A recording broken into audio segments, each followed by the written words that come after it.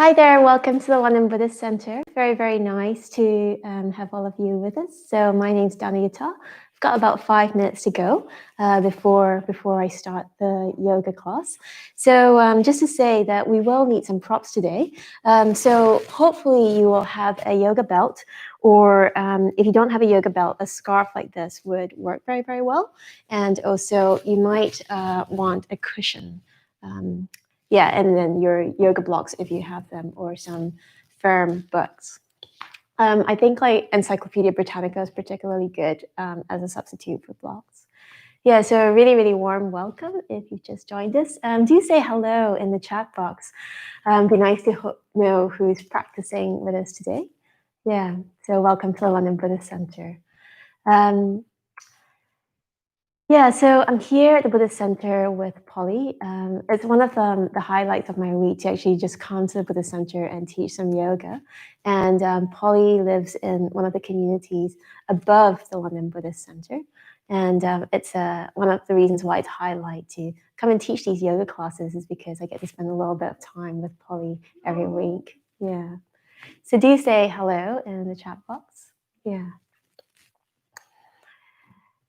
Anyone saying hello? Not yet. Okay. That's fine. Yeah, so a really warm welcome to you. My name is Danayutta.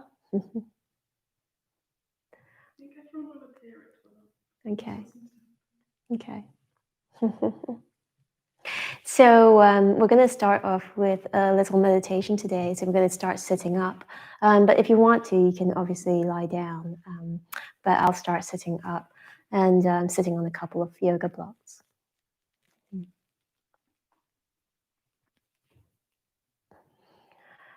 Just to say as well, this today and the previous weeks, I didn't mention it, but I'd be really, really happy to take questions.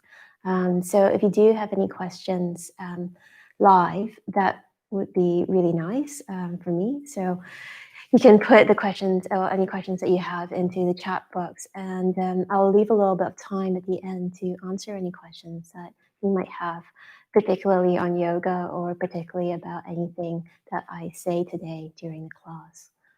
Do feel free to do this. It's much more well. It's nicer for me to get some feedback, and a slightly more interactive format. I think will it'll probably be more enjoyable for you as well. Yeah. Yes, so welcome to London Buddhist Center. Those of you who have just joined us, my name is Danayutta, and we're about to do a little 45-minute yoga class. And the theme for the class today is working from fear towards courage. So I'll say a little bit about that in a moment. But just in case you've just joined us, you will need some props today. I really recommend getting a kind of cushion like this. Or if you don't have a cushion, like a sort of sofa cushion, you could use a pillow, or maybe a folded up blanket will work well. And I think it'll be probably quite helpful if you don't have a yoga belt, just to have a scarf. I don't usually use props very much, but somehow not being able to see all of you, I slightly worry about your hamstrings. So see if you can just get some props if you haven't already. Now would be a good time. Good. So how many people do we have? Okay. Okay. Oh, hi, Vidyadaka. Very, very lovely to have you. Nice. Hi, Julia. Yeah, so welcome to the London Buddhist Center. Lovely to have all of you. Do say hello in the chat box. And also, if you do have any questions about this class, you can always just put them in the chat box, and I'll leave a little bit of space at the end. If you have any questions, you can just ask them, and I might or might not be able to provide some answers. Okay. So my clock says it's 12 o'clock, so let's just make a start. So welcome to the London Buddhist Center. Really, really lovely to have all of you practicing here with us today. So just to say again that my name's Danayutta, and I'm here in the room with Polly, and it's one of the highlights of my week to come to the Buddhist Center and to lead these yoga classes. And today I was asked to teach a class on how to move from fear to courage. So the moment I heard the title of the class, the sort of theme of the class, I just felt like laughing out loud because I feel like this is one of the things that I work with a lot in my own yoga practice. I do quite a traditional, quite a rigid yoga practice where my yoga teacher gives me one posture at a time, and he doesn't give me the next posture until I've mastered the previous posture. And oftentimes, when he gives me a new posture, which doesn't really happen very often, it maybe like happens once every few months, every time he gives me a new posture, my almost immediate response is, I can't do that. So I feel like fear is something that I work with a lot in yoga. And I was just thinking more in general, so not just in yoga, but in different parts of our lives. I think it's really, really important actually to work at the edge of our comfort zone. So, like not way beyond the edge of our comfort zone, nor way inside our comfort zone. I think what happens if we work only within our comfort zone, what tends to happen is our comfort zone tends to shrink. If we don't never ever do things that scare us, actually, more and more of the world will start to scare us. At the same time, if we're always extending beyond the edge of our comfort zone, sooner or later we're going to hurt ourselves, or sooner or later we're going to sort of have a reaction to that, and we'll just sort of like ping back. It's a little bit like an elastic band, yeah. So what we're often trying to balance or find is a balance between working way outside our comfort zone and way inside. So just working on the edge of our comfort zone. And I think it is particularly pertinent at the moment, this thing of very, very gradually coming out of lockdown. Sometimes I just notice that, and I'm not alone as this, I know my friends have told me this, that there's a bit of a fear response that can happen when you're meeting other people. I really noticed it coming into the Buddhist center. It sort of takes me a little bit of time to get used to seeing people or being close to people who I haven't seen for a few months. So even if they are just 2 meters away, I just feel a slight contraction and drawing into myself. But over time, actually, I just sort of get used to them and get used to being around them again. The other thing that's obviously in the news a lot as well is the movement around racism and the sort of more courageous conversations that are beginning to happen around race and racism. And again, that can as well provoke a bit of a fear response. What if people think I'm racist, or am I sort of like too white or too black or too this particular color? They're awkward and difficult conversations to have. And often we don't have those conversations because of fear, yeah? And I think that would be a real shame. It would be a real shame to let fear hold us back. And I think where yoga can help us, where meditation can help us, is that we take little steps. We sort of practice. We practice being fearful and being with fear within ourselves, so that we can take on sort of bigger things, bigger difficulties, slightly scarier things outside of a practice environment. Yeah. Okay. So just in case you've just joined us, you have a little moment to get some props. You'll need a scarf or a yoga belt, and also a cushion would be helpful for this particular class today. So we're going to start off with a short meditation, just a minute or so, just tuning into ourselves and just seeing how we are right now. You may or may not want to sit upright. I'd really recommend it. You can sit on a couple of yoga blocks, sit cross-legged or sit astride. Maybe close your eyes for a moment. Really sit up tall. So one of the things that fear often does to us is that we want to sort of withdraw and close off. And it's a mental, emotional thing as well as a physical thing. And a braver stance, a more courageous stance, is one that's upright and open. So both in our hearts as well as in our bodies. So just for the next few moments, can you encourage your breath to be long? So slow inhales and slow exhales. And your spine to be upright and your back and your chest to be broad and open. So really filling your lungs and relaxing.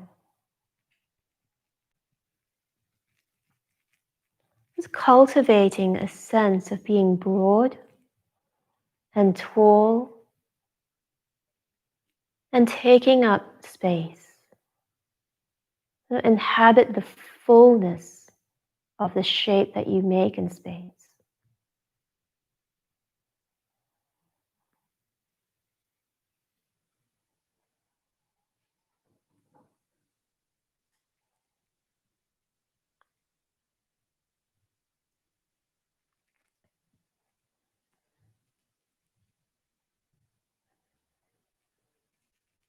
So just a couple more breaths here. Long, slow, deep inhales. And slow exhales.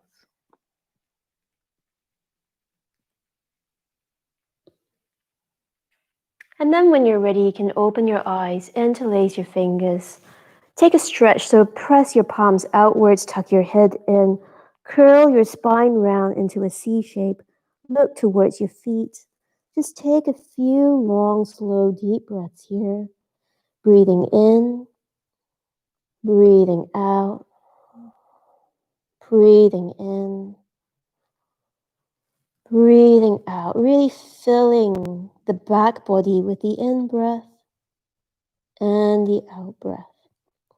Good. Recover and take your right hand out to the right. Bring your left arm up and over. Just taking a sideways stretch. Be a little bit careful of collapsing in the right side. So if you notice the side that's towards the ground is collapsing, maybe see if you can lengthen that side out again. And then let's go the other way. So being aware of both sides of the spine, just making sure that both sides of the spine are long. And then breathing into the rib cage. Good. One more breath here. And then coming all the way up. Good. Come onto your hands and your knees. So hands on your knees. So see if you can breathe out, lift the spine, tuck the head, and we'll do some cat-cow. Breathe in, dropping the belly, lifting the tailbone, lifting the chin. So just warming up the body, warming up the spine, seeing what your spine and your back is like today. Noticing areas of mobility as well as areas of tightness. So you exhale to lift, tuck the head in, tuck the tailbone in. Inhale to arch the back, drop the belly, lift the tailbone, lift the chin. Let's just do one more. Really, really exhale, really tuck the head in.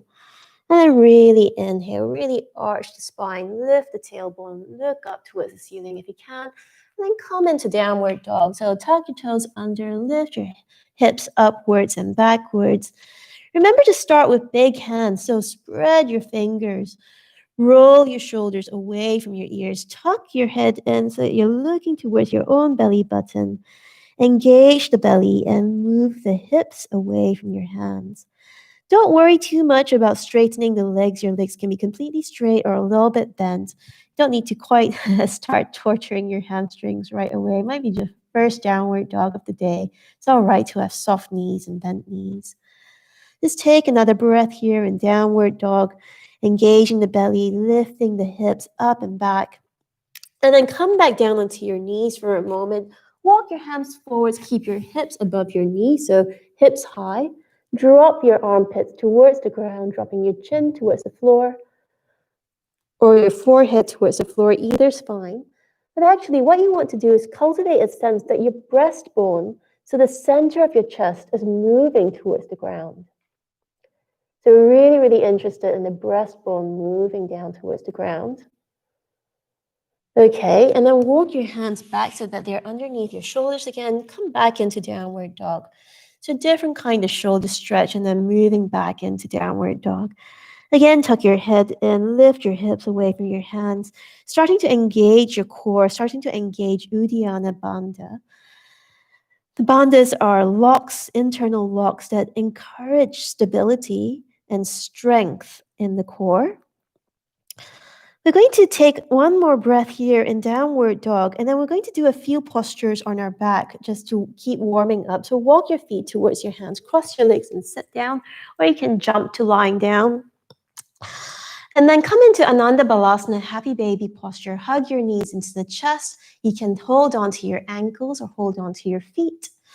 And then lift your feet up towards the ceiling. Move your feet out to the side, away from each other. Let's just take a little hip stretch here. So for some of us, Ananda Balasana is a very, very easy, comfortable posture. It is like exactly what it says on the tin. It's a happy baby.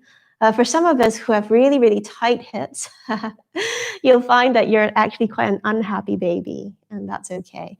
If you find that that's you, probably what you want to do is just hold on somewhere closer towards your calves rather than close to your feet. Yeah, so just let your shoulders be relaxed. Keep moving your feet away from each other and out to the sides. Just take a little hip stretch here. And then we're going to take a hamstring stretch lying down. So now would be the time to get your yoga belt or your scarf. Hold on to your right knee. See if you can hook your scarf around your right foot. Left leg's on the floor, left leg straight. And we're just going to use a scarf to stretch out the back of the leg a little bit. If you don't have a scarf, if you don't have a yoga belt, that's absolutely fine. I often find that long sleeve t-shirts are also a really good prop. Or if you really don't want to have any prop, you can just hold on to your leg. It does require you to have slightly longer hamstrings. You can hold on to the back of the leg, back of your thigh, or you can hold on to the ball of your foot. Either's fine. And then taking hold of the scarf or the belt or your foot in your right hand, just take your right leg out to the side. Just stretch out the hips. Again, see if you can keep the leg as straight as possible. So we are trying to stretch out our hamstrings here. So I think that's why a scarf or a t-shirt or a belt is really helpful. It just allows your leg to be stretched out. As you take your leg out to the side, try not to lift the left bottom off the floor. So really encourage the left side to be stable. You will need a little bit of core strength to do this. Really press the left bottom into the ground. And then let's change sides. So straightening out your right leg against the ground, hugging your left knee into the chest, and then taking your the ball of the left foot in the scarf or the yoga belt, or holding onto the back of the thigh, you can do that too. And just taking a little stretch in the back of your legs. So what we're going to do later in the class is we're going to be doing some balancing standing up. So these little postures that we're doing on our backs, just a little precursor to doing them standing up. So it's just starting to straighten out and stretch out the backs of our calves.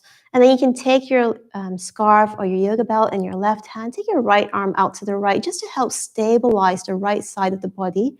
Remember to try not to allow your right bottom or your right leg to pop off the floor.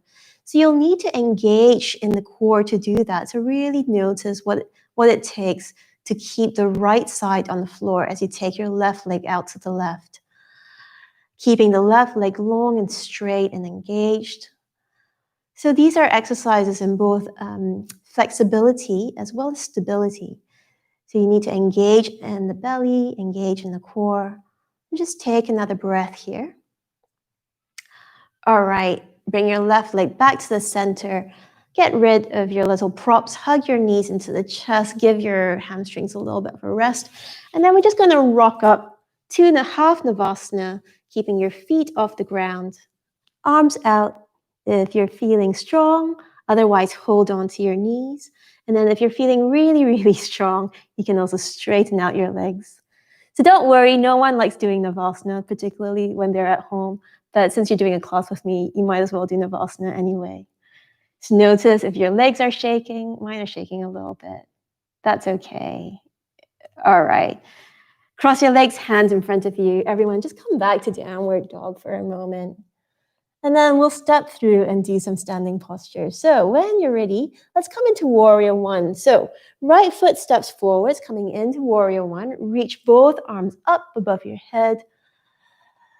So just coming back to one thing I said earlier, I think, fear, just like anxiety, just like laziness or a sense of like can't be botheredness, all these things can be really worked on by having a sense of inhabiting the bigness of the body.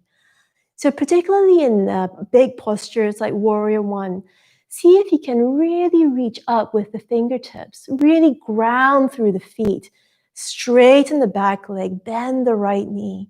Be big in warrior one. And then coming into warrior two, hands out by your sides. Again, just be big in warrior two. Remember with warrior two, often the tendency is to want to lean forward slightly. So just make sure that you're as upright as possible. Your shoulders are above your hips. Really lifting through Uddiyana Bandha, so lifting in the core. Try not to allow your rib cage to stick out. Just take another 2 breaths in warrior two, being big and long and open with the chest and shoulders. The fear often causes contraction, so notice if you're contracted in the chest and see if you can just work physiologically against that. All right, let's come into Parsvakonasana. You might need to take your feet a little bit further apart if your feet are quite close together. Bend your right knee quite a lot. Left arm comes up and over. Look towards the ceiling underneath your left arm. Okay, and then you might want to bring your right hand down to the floor or onto a proper two. Doesn't really matter which version of Parsvakonasana that you're doing. Just make a long, big shape with the left side of the body. Okay, let's do Parsvakonasana on the other side. So turn your right foot in, turn your left foot out, bend your left knee quite a lot. Right arm comes up and over. Looking towards the ceiling underneath your arm, bend your left knee quite a lot. And just really notice what it's like in this particular posture. What it feels like. Notice where you might be a bit contracted. See if you can extend and lengthen. Again, if you want to, you can always bring your left hand down to the floor, though it's not essential. And then coming into warrior two. So if you've taken your feet a little bit further apart in Parsvakonasana, you might want to bring them slightly closer together for the warrior postures. Good. So this thing of working at the edge, obviously it depends on what sort of conditions you're in. If you're in quite difficult conditions already, probably what you might need to do is just to work well within your comfort zone. Don't let yoga or your meditation practice be something else that you sort of, use to criticize yourself. So obviously, all these teachings are context dependent. If you're in quite good conditions, then yeah, definitely, work at the edge of your comfort zone. Bend your left knee a little bit more, for example. And then you can come into warrior one. So reaching your arms above your head, lift your chest, look up between your hands. Breathing and breathing. Okay. And then hands down on the floor, just take a step back into downward dog, facing the other side now. So stay in downward dog, or if you want to, you can always come down into child's pose and have a rest. What we're going to do in a moment is we're just going to do a few balances. And then we'll do a few more balances. So walk your feet towards your hands, stand up from child's pose. Stand up slowly. Sometimes what can happen if you've had your head down, standing up can feel like a little bit dizzy. And whilst you sort of find your balance, just show you what we're going to do. Partly with learning balances on a format like YouTube, it's actually quite hard because if you're watching somebody demonstrate whilst you're doing it, you'll probably fall over. It's very hard to look at an object that's moving when you're trying to balance. So I'll just show you what we're going to do, and then we can all do it together. So very, very simple, Utthita Hasta Padangusthasana, very long name, but you just put the belt or the yoga belt or a scarf or your t-shirt around your right foot, straighten the leg as much as you can, and then take the leg out to the side. It's very, very simple. Okay, so when you're ready, you can do it all together. So belt around the ball of your right foot.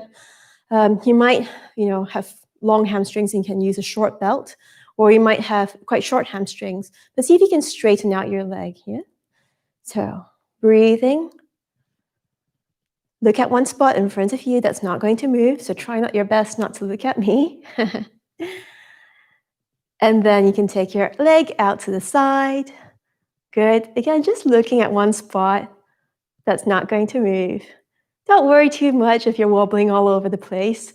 If you are very, very wobbly, you might just want to find a wall or a chair to lean your left hand on. Good. Remember to breathe.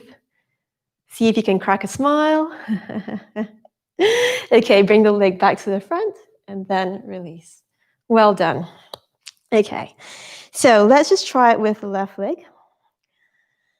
So when you're ready, you can lift the leg up. So hold the left foot, the belt, the t-shirt with your left hand, and your right hand can go onto the waist or hold onto a wall. That's convenient. Again, set your gaze point so that you're looking at a spot directly in front of you, a spot that's not going to move. And then you can take the leg out to the side. Okay, remembering to stand up tall, remembering to breathe. Good. Don't worry too much if you're wobbling all over the place. It's all part of it. Keep looking at one spot. Okay, when you're ready, you can bring it back to center and then releasing. Good, so how did that go? Hope that was okay. You can just shake your legs out again. We'll do it one more time. Find it with things like balances. It's always quite good to do things twice because sometimes what you might find is you're actually more stable the second time round. So when you're ready, it's lifting the right leg. So if you are a little bit more stable, you might just want to think about the breath, yeah? Yeah, think about the breath. Look at one point. We'll just take one more breath here and then out to the side. Let's take 3 slow breaths. It's not spending very long in these postures, so you can really concentrate. Okay, back to center, and then change sides. So left leg.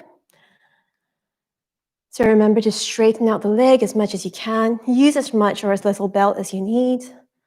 Breathing.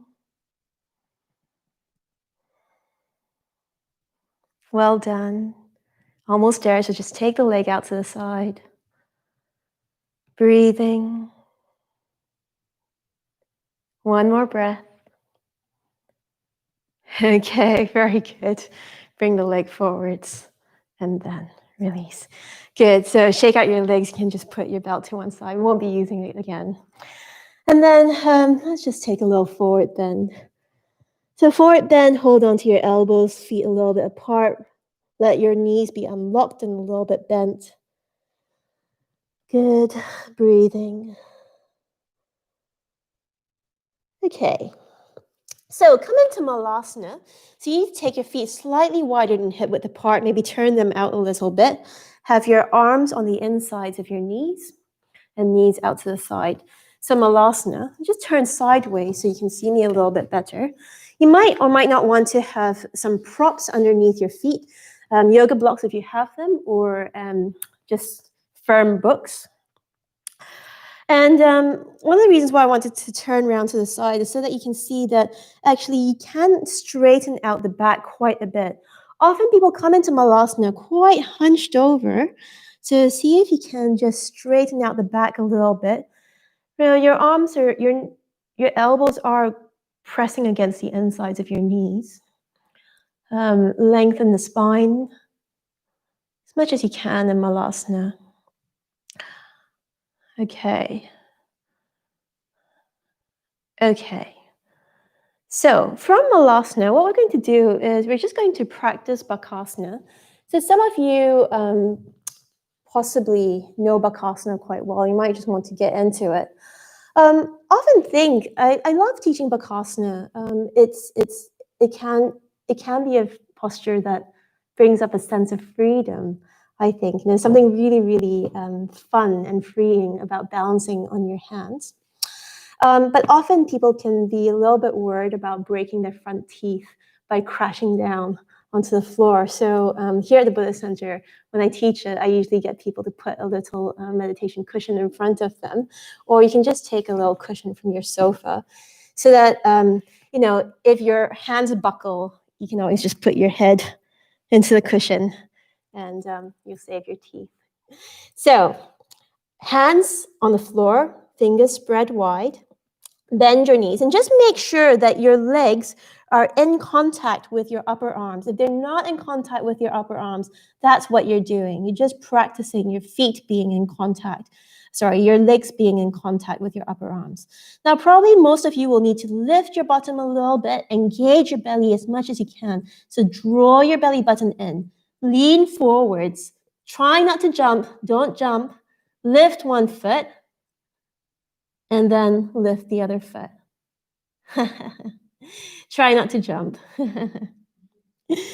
Okay, we can come back out of it.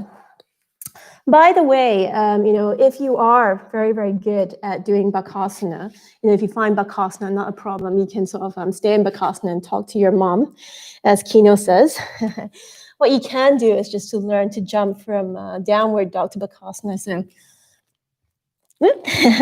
that's what these pillows are for. So let me just try that again. Yeah. So that's the sort of little next step if you're quite good at doing Bakasana. So let's just all have another little go at Bakasana. Make sure that your fingers are spread wide and your legs are in contact. If your legs are not in contact with your arms, just see if you can practice getting them quite close and your legs in contact with your upper arms. And then lift your bottom a little bit, not too much. Engage your belly as much as you can. Lean forwards. Lean forwards. Lift one foot. Don't jump. And then maybe lift the other foot. Okay, so from here, if you're up in Bakasana, you might just want to try jumping into Chaturanga. Otherwise, just step your feet down into Chaturanga. Move any props off your mat. And then we'll come into Sphinx. So arms out in front of you, forearms parallel. Lift the chest. See if you can lift your belly button away from the floor. Look in front of you. And then notice what it is that you're doing with your shoulders. Very often, see people come into Sphinx with their shoulders next to their ears like this. So see if you can just draw your neck and your head away from your shoulders. So be broad through the back of the shoulders, shoulders away from the ears. And then releasing. Elbows out to the side. Give your lower back a little shake. So a little option here, you might want to come back into Sphinx, or if you want to, have your hands a little bit closer to your chest. Come into Cobra, Bhujangasana. So remember that Cobra is a little bit different from upward dog in the sense that your elbows are bent. So keep your elbows bent. And whether you're in Sphinx or you're in Cobra, we're just going to do a little twist. So look over your right shoulder. Look towards your right foot. Take a breath here. Breathe in here. And breathe out here. Inhale, look forwards. And then let's do the other side. Look over your left shoulder towards your left foot. Really breathe in here. And really breathe out here. Good. Inhale, look forwards. Come all the way down. Push yourselves back into child's pose. When you come into child's pose, walk your hands forwards. drop your breastbone towards the ground so the center of your chest moves down towards the ground. Sit your hips back against your heels, really stretch out your back.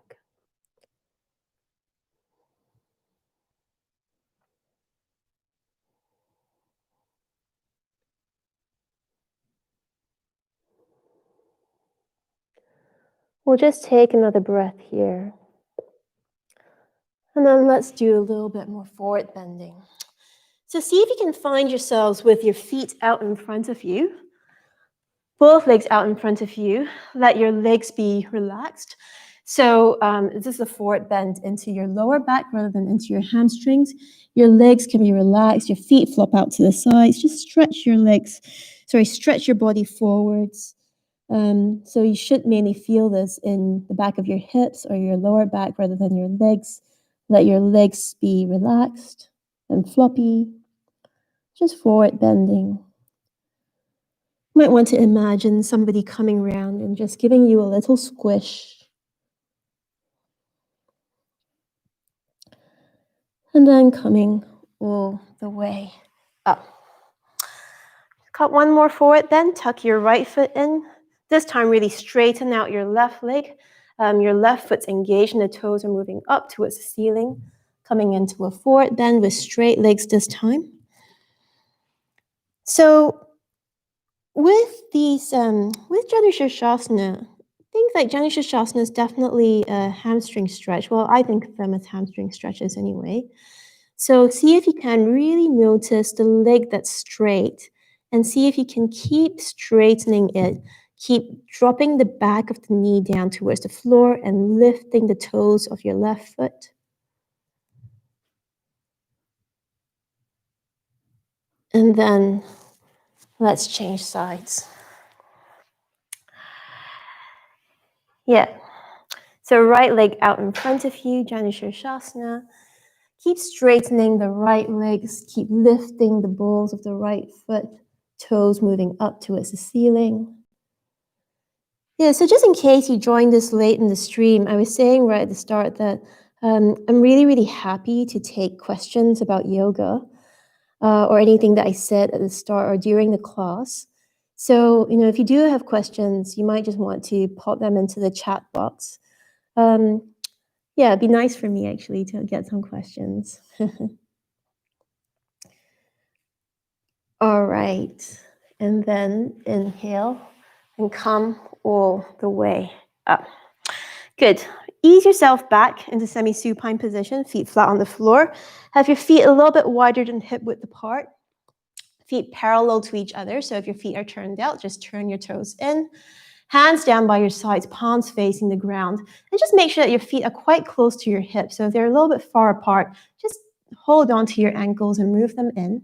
We're going to do some hip raises. So inhale to lift the hips up. Exhale to bring the hips all the way down. See if you can engage your core and roll your back slowly upwards and roll your back slowly down. Inhale to really lift. Exhale to come down. We're just going to lift and hold. So inhale coming all the way up. Just lifting here. And then exhale to come all the way down. Bring your feet a little bit closer together. We're going to do like one little strengthening exercise. So your feet are close together. They're not exactly together, but fairly close. Definitely less than hip distance apart. Inhale to lift your hips up. You may or may not find it helpful to bring your hands to your hips. If that doesn't quite work for you, you can just keep your hands on the floor. But see if you can lift your right foot up towards the ceiling and just drop the foot down towards the ground, keeping the legs straight, and then just lifting it up. So just a little exercise, keeping your hip stability, using the core. Find that strengthening the core definitely helps to work with fear. Something that I've learned is that often I get fearful in yoga because I'm not particularly strong. I feel a bit unstable. So you can actually work with that. You can actually strengthen the core. Okay, and then just change sides. So just make sure that your feet are closer together, so not exactly together, but fairly close. Lift the left leg, and you are trying to keep the hips fairly stable. So try not to let your hips wobble around too much. Just lift and lower the left leg. Keep engaged through the belly, through the lower back. Try not to let your hands do all the work and your arms do all the work. So you have to engage in the core as well. Just one more. Okay, feet flat on the floor. Let's roll your hips all the way down. Hug your knees into the chest. Give your legs a little squeeze. Maybe rock from side to side.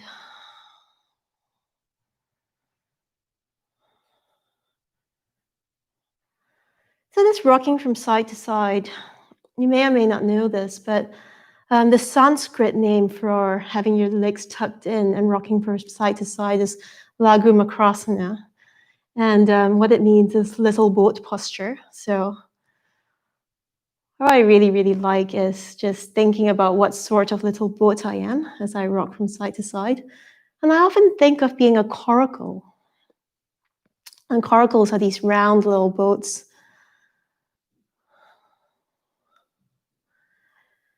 Okay. So you can stretch your legs out in front of you. We're going to settle into a Shavasana. But before we do that, just reach your arms back. Big stretch. Breathe in. Make as big a shape as you can. And exhale and breathe out. Breathing in, taking a big stretch. Stretch your legs, stretch your feet, point your toes, reach your fingers. Exhale, release. Inhale, big stretch. Stretch your fingers, point your toes. And releasing. Good. So settling into Shavasana, hands down by your sides, palms facing the ceiling. Let your feet relax, flop out to the side. Make sure there's space in your shoulders. Just a few moments. Breathing.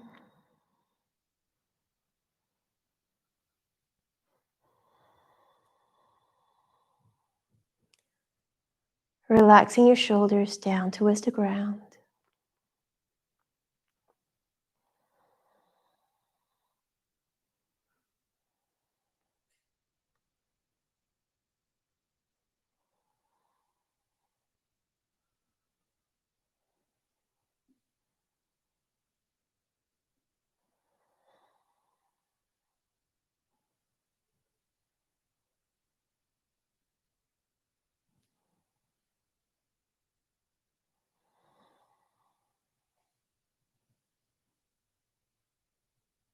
And just thinking about the class today,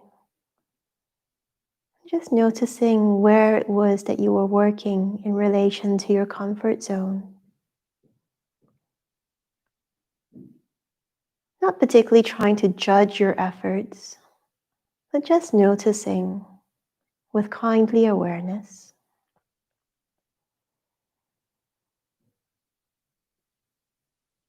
And then letting the stillness of Shavasana hold that.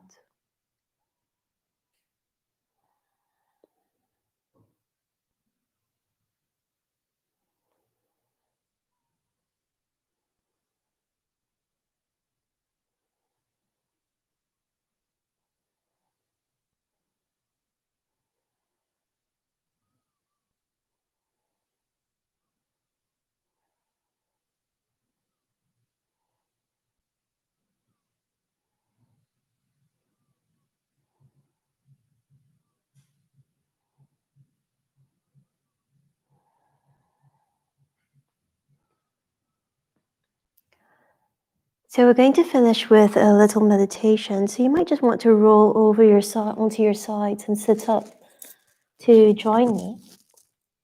So perhaps sitting on a block or two.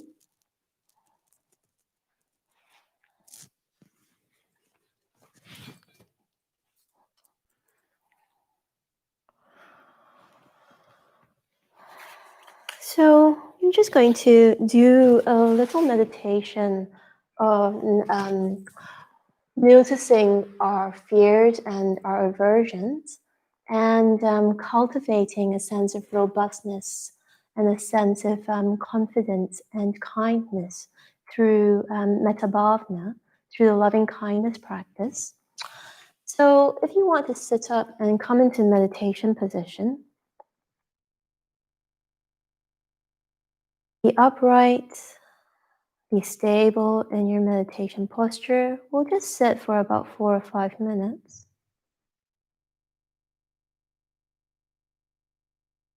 And see if you can start by noticing how you are, noticing the effects of your efforts through the yoga class.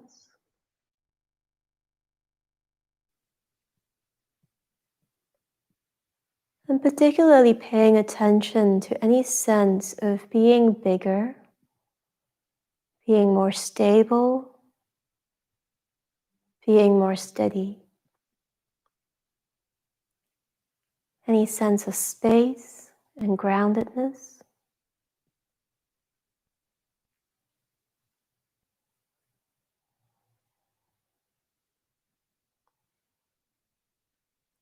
So loving kindness towards ourselves is an attitude of basic okayness. Every day we wake up and brush our own teeth and dress ourselves. They're all manifestations of loving kindness. We feed ourselves, make ourselves drinks, practice yoga, meditate.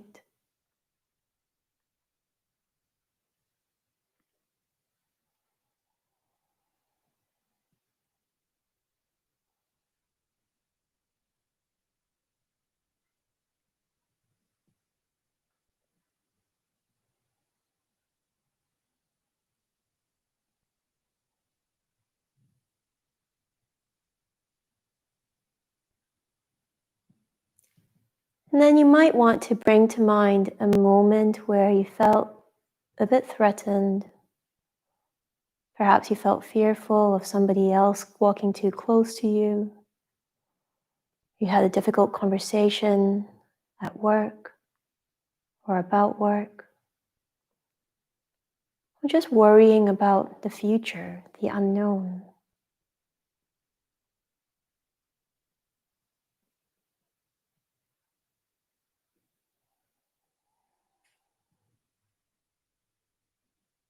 Worrying what other people think about you.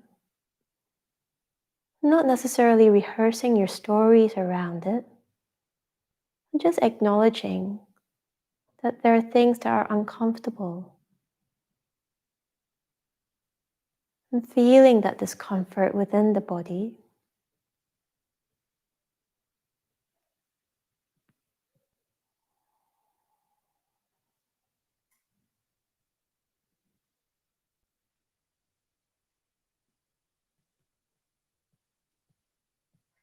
And then just remembering what it's like to practice yoga, what it's like to be long and big in Warrior One, or to be soft and relaxed in Shavasana.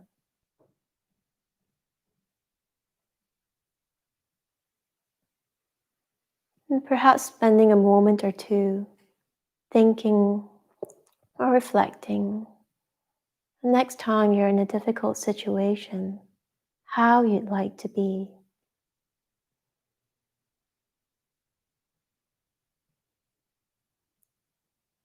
Bringing a sense of breadth and steadiness into situations that are cramped and awkward.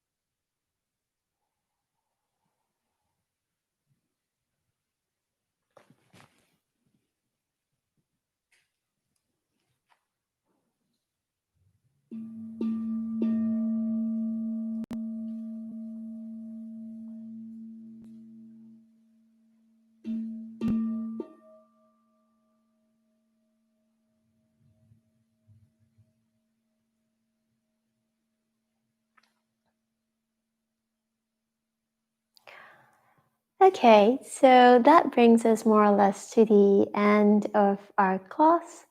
Just to say that Garbhavati and I are teaching an intensive next week. So Garbhavati is going to be teaching 5 morning sessions, Monday to Friday next week, and I'm going to be taking 5 afternoon sessions. And all these sessions will be taking place on Zoom. So it's our first little foray into teaching yoga on Zoom. And I really, really love it if you can join us. One of the things that is difficult for me when doing all these YouTube classes is that I don't get to see you practice, and I don't get to see what it is that you're doing, and I don't get to sort of give you any corrections. I mean, I don't know about you, but I really, really value having corrections when I do yoga. So I really love us to sort of practice together in a different format. So see if you can come to the intensive. I'd really, really enjoy that. It just takes place Monday to Friday next week. And Garbhavati will be taking the morning sessions, and I'll just be taking the evening sessions.